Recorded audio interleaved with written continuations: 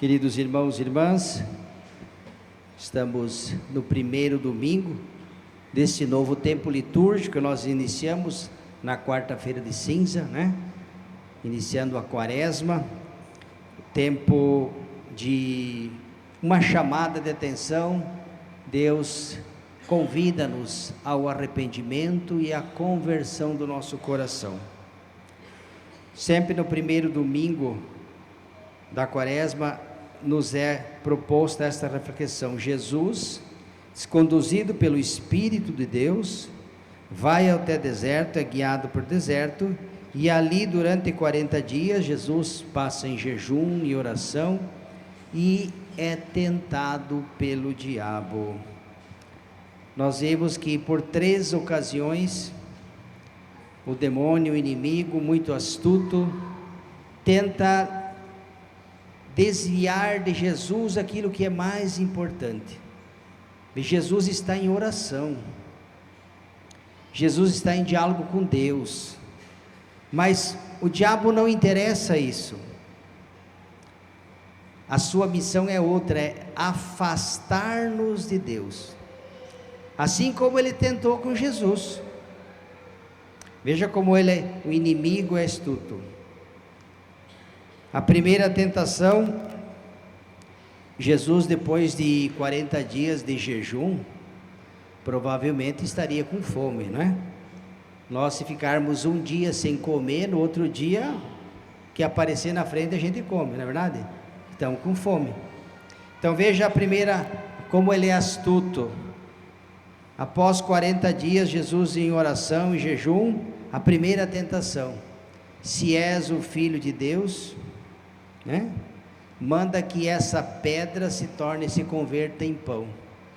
Para quem está com fome, um pedaço de pão seria uma boa proposta, Mas Jesus, conhecendo o inimigo, não dialoga com ele, não fica argumentando. Quando ele fala, manda que esta pedra se mude em pão, Jesus, citando a Escritura, diz: não só de pão o homem vive. Jesus fala que o homem não precisa de pão, mas não é só de pão, só do alimento, mas de toda a palavra que sai da boca de Deus.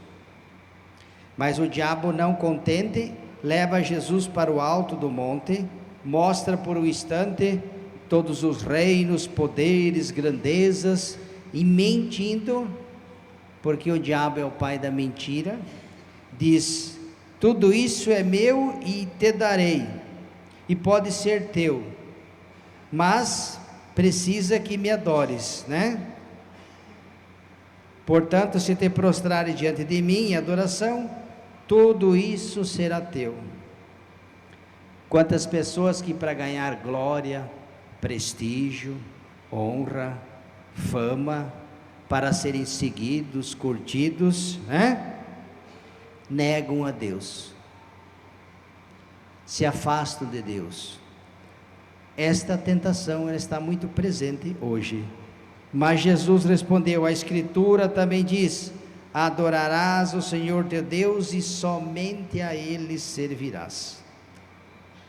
Mas o diabo não desiste, leva Jesus para o alto do templo e diz: se és o Filho de Deus, atira-te daqui para baixo, porque a Escritura diz. Olha, o demônio conhece a Escritura. 2 vezes ele cita a Escritura. Jesus também cita a Escritura para rebater, Pede para que Jesus se jogue do mais alto do templo, porque a Escritura diz: Deus ordenará seus anjos e eles vão te proteger, te segurarão pela mão, nenhum mal te acontecerá, Jesus, citando a Escritura, também diz: não tentarás o Senhor Deus. E diz o Evangelho, depois de investir 3 vezes e não conseguir, o diabo se retirou, mas não desistiu. Diz aqui, terminada toda a tentação, o diabo se afastou de Jesus, para retornar no tempo oportuno. Então, meus irmãos e irmãs, esse episódio, as tentações de Jesus quer dizer o seguinte: assim como Jesus foi tentado, nós também seremos tentados. Às vezes você é tentado a não ir na igreja, porque ir na igreja, pode rezar em casa. Olha aí, tentação. Não é pecado rezar em casa. Quem reza em casa não está cometendo pecado. Mas e por que não ir na igreja? Eu poderia dizer, bom, se você está com fome, pega o cardápio e come o cardápio. Ué, você olha para o mercado, para o Mufato, para o Irani, olha para ele. É assim? Me parece que não. Eu tenho que sair de casa e ir lá no mercado e buscar aquilo que eu preciso. Se eu estou com fome, não adianta olhar para o cardápio, vai só aumentar mais a fome. Então o inimigo, ele trabalha dessa forma. Ah, mas por que ir na igreja? Não precisa? Reza em casa? Olha, domingo, hoje é domingo, você trabalhou a semana inteira, você está cansado, você tem direito de descansar, durma até mais tarde, curta com os amigos, vai pescar, vai jogar bola, vai jogar um baralhinho, vai assistir não sei o que, vai no cinema, coisas bonitas que podemos fazer, não tem problema nenhum. Está vendo como ele é astuto, como ele é esperto e tenta nos jogar, nos afastar de Deus? Eis as tentações do mundo que nos tiram a presença de Deus. E o Evangelho também termina dizendo que Jesus venceu o inimigo porque ele se apegou a Deus, não deu voz ao tentador. Sabe quando com um sentimento ruim, quando é que nós cometemos, quantas pessoas que fizeram besteira, porque se deixaram conduzir, guiar pelas paixões desregradas. No momento da tentação, segundo a leitura diz que quem invocar o nome do Senhor será salvo, né? É professando a fé, invocando o nome de Deus, que nós seremos salvos. O inimigo tentou Jesus, Jesus rebateu, apelando, vamos assim dizer, para Deus. Se o demônio usou a escritura para justificar, olha, você pode se jogar lá de cima que não vai te acontecer nada, porque a escritura tá dito lá que você vai ser protegido, José, mas a escritura também está dizendo que não deve tentar Deus não, viu? Ora, a escritura está dizendo que... Mas a escritura também diz que não é só de pão que o homem vive.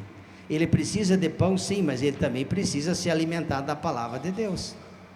Por isso que você pode rezar em casa, não é pecado rezar em casa, é bom, bonito e necessário. O que não pode é com o argumento de rezar em casa não ir na igreja. Como é que você vai comungar e confessar? Que nem eu falei, eu estou com uma fome, eu vou olhar o cardápio. Você pode olhar 1890 cardápio, mas se você não sair da casa, ir lá e comer ou preparar o lanche, você vai continuar com fome, mesmo tendo uma multidão de cardápio na tua frente. Vai só atiçar ainda mais a tua fome e o teu desejo. Então, meus queridos irmãos e irmãs, o tempo da quaresma é também esse tempo para nós refletirmos a maturidade da nossa fé. O que me desvia de Deus? Quais são os impedimentos, os empecilhos? Porque o inimigo, ele trabalha, viu? Trabalha nos lares, nas famílias, e até com uma certa astúcia, uma esperteza, que é uma malandragem. Esse argumento de que, olha, você fique tranquilo, não se preocupe, se você não pode rezar hoje, reze outro dia, e vai adiando, porque Deus continuará te amando. Eu fiz besteira, mas não pode fazer a besteira que for. Aquela ideia, Deus misericordioso, Deus bondoso, é verdade, Ele é bom e misericordioso, mas também Ele é justo. Não é só a bondade, é a justiça. É um Deus que chama a atenção, que corrige. Então nós não podemos fazer qualquer coisa e querer justificar com um preceito, né?